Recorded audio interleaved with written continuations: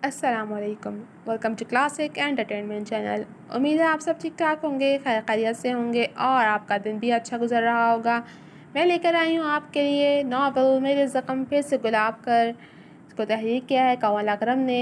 लेकिन नावल के episode start करने से पहले मेरी आपसे एक रिक्वेस्ट है कि अगर आप हमारे चैनल पर नए हैं और आपने अभी तक हमारे चैनल को सब्सक्राइब नहीं किया तो जल्दी से सब्सक्राइब कर दीजिए और बेल आइकन को भी प्रेस कर दीजिए ताकि हमारे चैनल पे आने वाले तमाम नावल्स की वीडियोस के नोटिफिकेशंस आपको सबसे पहले मिल सकें और आप हमारे नावल्स को सुन के या पढ़ के अपने दिन को मज़ीद खुशगवार बना सकें। तो चलें अब मैं स्टार्ट करती हूँ नावल मेरे ज़ख्म फिर से गुलाब कर एपिसोड 8। मुझे नहीं पता था कि तू इतना समझदार है, वरना मैं तुझसे क्लासेस ले लेता। आहत ने माहौल पर छाए तनाव को कम करने को मौजू बदला तो वो बेसाख्ता हंस दिया। इतना समझदार तो तू भी है, बस तू अपनी अक्ल को इस्तेमाल करने में ज़रा सुस्ती दिखाता है। मिल्हान ने शरारती लहजे में कहा तो वो भी कहका लगा गया। तू जो है अक्ल को इस्तेमाल करने में चुस्ती दिखाने के लिए, तभी मैं ज़रा सुस्ती दिखा जाता हूँ। आहत ने एक आंख दबाते हुए कहा तो वो एक बार फिर मुस्कुरा दिया। अभी वो मज़ीद कोई बात करते कि अचानक दरवाजे पर दस्तक हुई और कुछ देर बाद एक मुलाजमा ट्रॉली लेकर अंदर दाखिल हुई जिस पर मुख्तलिफ़ अक़साम के खाने पीने की चीज़ें रखी हुई थीं, जिन्हें देखकर मिल्हान तासुर से सांस भरकर रह गया, क्योंकि वो जानता था ये सब आहत ने ही बनवाया होगा अपने लिए, क्योंकि वो खाने का बेहद शौकीन था। बहुत बहुत शुक्रिया आपका, ये सब देखकर तो मेरी भूख चमक उठी है। वो गहरा सांस भरकर खाने की इश्तिहाअंगेज़ खुशबू अपने अंदर उतार कर बोला। मुलाज़िमा मुस्कुराते हुए वापस चली गई थी, क्योंकि आहत जब भी आता था तो उसकी खाना और मुख्तलिफ़ डिशेज़ बनाने की जिम्मेदारी बढ़ जाती थी। तो ये सब ठूंस, मैं थोड़ा सा काम कर लूँ। मिल्हान ने कहा तो वो खाने में मसरूफ़ हो गया, जबकि मिल्हान अब लैपटॉप पर कुछ काम करने में मसरूफ़ हो गया था। उसकी ज़िंदगी का वक्त बेहद सुस्त रफ्तारी से चल रहा था, या सिर्फ ऐसा उसे ही लगता था। उस दिन उस शख्स के आने के बाद जब उसकी नन ने उसे मारा था, उसके बाद से उसकी पसलियों में कई दिन तक दर्द रहा था। उसे एक पल को लगा था कि उसकी पसलियाँ टूट गई हैं, मगर नहीं, वो सही सलामत थीं। लेकिन दर्द ने कई दिनों तक उसका पीछा नहीं छोड़ा था। 2 महीने बीत चुके थे और इन 2 महीनों में इस घर की जिम्मेदारी उठाकर वो सारा दिन कामकाज में मसरूफ़ रहकर वो पहले से बेहद लाग़र हो चुकी थी। उसका वज़न इतनी तेज़ी से गिरा था कि अब वो हड्डियों का ढांचा बन गई थी कि उसके हाथ, पैरों और चेहरे की रगें तक नज़र आने लगी थीं। चेहरे की शादाबी निचड़ कर रह गई थी, जबकि आँखों के नीचे गहरे हल्के नुमायाँ हो गए थे, और वो चमक जो हर वक्त उसकी हसीन आँखों का बसेरा किए रखती थी, वो भी मादूम होकर रह गई थी। उसकी आंखें हर वक्त नम रहती थीं। उसकी सास सारा दिन आराम करते हुए उसे हर वक्त किसी न किसी काम में उलझाए रखती, जबकि उसकी नन यूनिवर्सिटी चली जाती, जहाँ से आने के बाद उसका वाहिद काम उसे तना तना से तंग करना और ज़लील करना था। उसने इस ज़िंदगी को कबूल कर लिया था, तभी अब बिना चूं चरा किए हर वक्त को काम में मसरूफ़ रखती, ताकि वो किसी भी चीज़ के बारे में सोचे नहीं। उसकी सास सो गई थी और जो आजकल कुछ बीमार सी थी, और उसकी देखभाल की सारी जिम्मेदारी भी उसके नातवा कंधों पर थी। वो इतनी बड़ी नहीं थी कि ये सारी जिम्मेदारी संभाल पाती, लेकिन वक्त और हालात ने उसे बड़ा कर दिया था कि हर काम वो अहसन तरीके से निपटाने लगी थी। अपना काम निपटाने के बाद उसने अपने सादा से कमरे का रुख किया। उसकी नन यूनिवर्सिटी में थी, तभी वो कुछ पल आराम की कशीद कर रही थी, वरना उसकी मौजूदगी में उसे सुकून का सांस लेना मुहाल होता था। उसकी नफ़रत वो सह नहीं पा रही थी, और सबसे बढ़कर वो वजह सह नहीं पा रही थी जिस वजह से वो उससे नफ़रत करती थी। कुछ देर बेड पर आंखें मूंदे लेटने के बाद उसने आंखें खोलकर साइड टेबल पर रखी उस शख्स की तस्वीर को देखा, जिसका साथ महज हवा का झोंका साबित हुआ था। उस शख्स का सोचते ही उसकी आंखें फिर से भीगी थीं। तभी वो उसकी तस्वीर से जल्दी नज़र हटा गई थी। फिर वो लेट नहीं पाई तो उठकर अलमारी की तरफ बढ़ी और वहाँ से अपना फ़ोन निकाला, जिसे पिछले 2 महीनों से उसने खोला तक नहीं था। ये फ़ोन भी उसकी नन या सास छीन लेती अगर उन्हें वो इस्तेमाल करते देख लेती तो। कुछ देर तक वो बंद फ़ोन हाथ में लिए बैठी रही कि इस फ़ोन से उसकी बहुत सी यादें जुड़ी थीं, जो उसको रुलाने का बायस बन रही थी। उसने कपकपाते हाथों से फ़ोन अनलॉक किया और कॉन्टैक्ट लिस्ट में आ गई, जहां उसकी ज़िंदगी की 3 अहम शख्सियात के नंबर दर्ज थे, मगर उनमें से अब कोई भी उसके साथ नहीं था। उसने हलक में फंसे आंसुओं के गोले को निगलने की कोशिश करते हुए एक हिचकी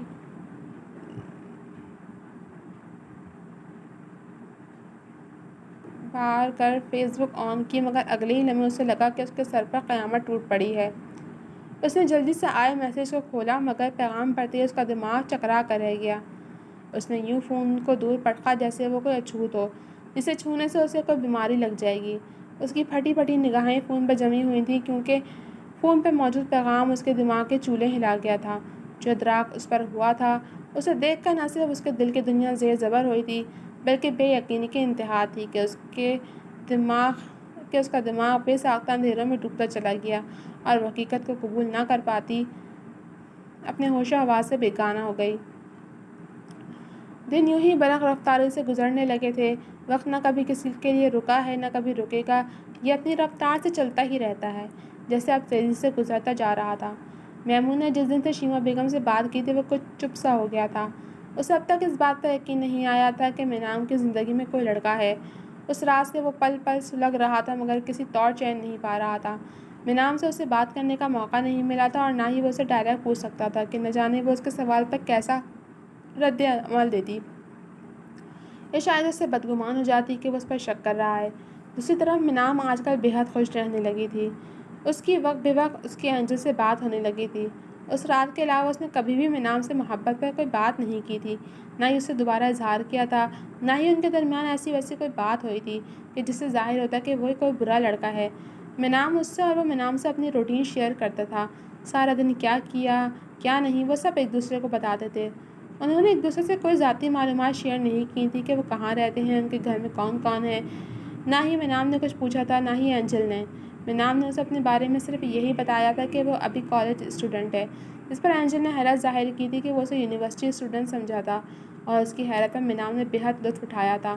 وہ اب خوش رہنے لگی تھی اور اس کی یہ خوشی کسی سے بھی ڈھکی چھپی نہیں تھی۔ جہاں وہاب صاحب اور میمون اسے خوش دیکھ کر مطمئن تھے، وہیں جذبہ اور شیما بیگم کے دل میں اس کی نفرت بڑھتی جا رہی تھی۔ شیما بیگم نے اس دن کی ہوئی ہر بات جذبہ کو بتا دی تھی، جس پر جذبہ کے دل میں مینام کے لیے جو تھوڑی سی جگہ اور نرمی تھی وہ بھی ختم ہو کر نفرت میں بدل گئی تھی۔ اس کی وجہ سے اس کی ماں کو تھپڑ پڑا تھا۔ زندگی میں پہلی بار اس کے ماں باپ کے بیچ لڑائی ہوئی تھی، جس پر وہ مینام کو معاف کرنے کا ارادہ نہیں رکھتی تھی اور اس کو بھی تکلیف سے گزارنے کا عہد کر چکی تھی۔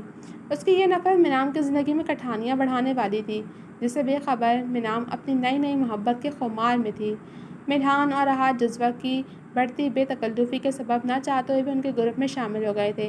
جہاں احاد کو اس سب سے کوئی مسئلہ نہیں تھا، وہیں ملحان کو اس سب سے کوفت ہوتی تھی کیونکہ اسے زیادہ دوست بنانا پسند نہیں تھا، لیکن بزنس ٹرمز ہونے کی وجہ سے وہ لحاظ میں جذبہ کی دوستی قبول کر چکا تھا، جبکہ جذبہ اسی پر بے انتہا خوش ہو گئی تھی اور اسے یقین تھا کہ ملحان آہستہ آہستہ اس کی محبت میں گرفتار ہو جائے گا۔ لیکن ولید کو ملحان کا اپنے گروپ میں شامل ہونا کچھ خاص نہیں بھایا تھا، لیکن وہ جذبہ کی وجہ سے چپ کر گیا تھا، کیونکہ عتیقہ اور ولید دونوں ہی جانتے تھے کہ جذبہ ملحان کو پسند کرتی ہے۔ دوسری طرف المیر اور رانیہ تھے، جو یوں تو اپنی اپنی زندگی میں مگن تھے، مگر دونوں بہن بھائی محبت نامی بلا کا شکار ہو چکے تھے، جس سے پیچھا چھڑانا ناممکن ہوتا ہے، کیونکہ یہ ایسی دلدل ہے جس میں انسان ایک دفعہ پھنس جائے تو کبھی بھی اس محبت نامی عفریت کے جال سے نہیں نکل پاتا۔ وہ دونوں بہن بھائی نہیں جانتے تھے کہ جن سے وہ محبت کرتے ہیں ان کے دل پہلے سے ہی کسی کی محبت میں ڈوبے ہوئے ہیں۔ یہ عام دنوں سے ہی ایک دن تھا۔ آج اتوار کی چھٹی تھی تو وہ سب لوگ گھر میں ہی موجود تھے۔ دن کے 10 بج رہے تھے جب کھلی کھلی سے مینام اپنے کمرے سے نکل کر سیڑھیاں اترتی نیچے آئی تھی، جہاں سامنے ہی لاؤنج میں باقی سب بیٹھے ہوئے تھے۔ وہاب مغل اور میمون بزنس کی کسی فائل کو ڈسکس کر رہے تھے۔ شیما بیگم کوئی مارننگ شو دیکھ رہی تھی، جبکہ ایک طرف جذبہ بیٹھی اپنے ناخنوں پر نفاست سے نیل پالش لگا رہی تھی۔ وہ شیما بیگم کی حرکت کو بھلا کر ایک بار پھر سے ان کی جانب قدم بڑھا چکی تھی، مگر شیما بیگم نے نہ ہی اسے معاف کیا تھا نہ ہی انہوں نے اس سے دوبارہ بات کرنے کی کوشش کی تھی، جس پر وہ دل محسوس کر رہ گئی تھی کہ اس کے علاوہ اس کے پاس اور کوئی چارہ بھی نہیں تھا۔ مون بھائی، آپ فری ہیں کیا؟ اس سے ان کے قریب آتے میمون کو مخاطب کیا تو سب نے غور سے اسے دیکھا۔ اس کے چہرے پر الوہی سی چمک تھی، جبکہ لہجے میں انوکھی سی کھنک تھی جو آج سے پہلے کبھی کسی نے محسوس نہیں کی تھی۔ تمہارے لیے تو ہر وقت فری ہوتا ہوں میں مانو، کوئی کام تھا کیا؟ میمون نے نرمی و محبت سے جواب دیا، جس پر وہ مسکرائی، جبکہ شیما بیگم اور جذبہ پیچو تاب کھا کر رہ گئیں۔ ہاں جی، کام تو تھا، مگر آپ مصروف ہیں تو رہنے دیں، اس نے میمون کے سامنے کھلی فائل کو دیکھ کر سادگی سے کہا۔ میمون فارغ ہی ہے، تمہیں جو کام ہے بلا جھجک کہو بیٹا، وہاب صاحب نے اس کے لٹکے منہ کو دیکھ کر کہا۔ ضروری کام نہیں ہے، مگر میرا آئس کریم کھانے کا دل چاہ رہا تھا، مینام نے اپنی ایک بھویں کھجاتے ہوئے کہا تو وہ مسکرا دیے۔ میرا بھی آئس کریم کھانے کا دل کر رہا تھا، تو چلو چلتے ہیں۔ میمون اتنا کہہ کر اٹھ کھڑا ہوا، پھر چہکتے ہوئے مینام کو لے کر گھر سے نکل گیا۔ شیما بیگم نے نفرت سے مینام کے پشت کو گھورا تھا اور میمون کا مینام سے پیار بھرا رویہ دیکھ کر وہ تلملا کر رہ گئی تھیں۔ انہیں لگا تھا کہ میمون اس سے دور ہو جائے گا، مگر کچھ ایسا نہیں ہوا تھا۔ جذبہ نے ماں کو آنکھوں ہی آنکھوں میں تسلی دی تھی۔ وہ دونوں آئس کریم پارلر میں آئے تھے، جہاں سے آئس کریم لے کر وہ سامنے ہی رکھے ٹیبل کے گرد بیٹھ چکے تھے۔ میمون غور سے اس کا معصوم چہرہ دیکھ رہا تھا۔ اس کا چہرہ بتانے کو کافی تھا کہ اس کی ماں نے جو کچھ منام کے بارے میں کہا وہ غلط تھا، مگر وہ اپنی ماں کو بھی جھٹلا نہیں پا رہا تھا، جنہوں نے منام کو ماں بن کر پالا تھا، اور ماں تو اپنے اولاد کی رگ رگ سے واقف ہوتی ہے۔ امتحانات کی تیاری کیسی جا رہی ہے؟ اس نے بات شروع کرنے کی غرض سے پوچھا۔ بہت اچھی جا رہی ہے، ساری تیاری تو ہو گئی ہے، بس اب پیپرز کے دوران ہی سب کچھ ریوائز کروں گی، منام نے بتایا تو وہ سر ہلا گیا۔ آج کل تم بہت خوش رہنے لگی ہو مانو، ہمیں اپنی خوشی میں شریک نہیں کرو گی؟ میمون نے کہا تو اپنی خوشی کی وجہ اینجل کو سوچتے ہوئے وہ سرخ پڑی تھی، اور اس کے چہرے پر چھائی یہ سرخی دیکھ کر میمون بے چین سا ہوا تھا۔ میں اب یونیورسٹی میں جانے والی ہوں، اس لیے بہت خوش ہوں۔ 2 سال پہ FSC کی کتابیں پڑھ پڑھ کر میں تو بالکل ہی اکتا گئی۔ منام نے اپنے لہجے کو ہلکا پھلکا بناتے ہوئے کہا کہ وہ کسی کو بھی اینجل کے بارے میں ابھی نہیں بتانا چاہتی تھی۔ تم بس خوش رہا کرو، ہم سب یہی چاہتے ہیں، میمون نے کہا تو وہ مسکرا دی۔ ویسے پڑھائی کے بعد کیا ارادہ ہے؟ میمون نے سرسری سے انداز میں پوچھا۔ پڑھائی کے بعد میں اپنی آرٹ گیلری کھولوں گی، جہاں میں اپنی ساری پینٹنگز بنایا کروں گی، اور پھر ہر ایگزیبیشن میں بھی حصہ لیا کروں گی، منام نے پرجوش ہو کر بتایا۔ اور پھر شادی کرو گی؟ میمون نے غور سے اسے دیکھتے ہوئے پوچھا تو وہ اپنے اینجل کو سوچتی ہوئی مسکرائی۔ گو کہ ان کے درمیان کبھی شادی کو لے کر عہد و پیمان نہیں ہوئے تھے، مگر وہ جانتی تھی اور اسے یقین تھا کہ اس کی منزل اس کا اینجل ہی تھا۔ ہاں شادی کروں گی، اور پھر میں بہت خوش رہوں گی، منام نے کھوئے کھوئے لہجے میں کہا تو میمون اس کے لبوں پر چھائی مدھم سی مسکراہٹ دیکھنے لگا۔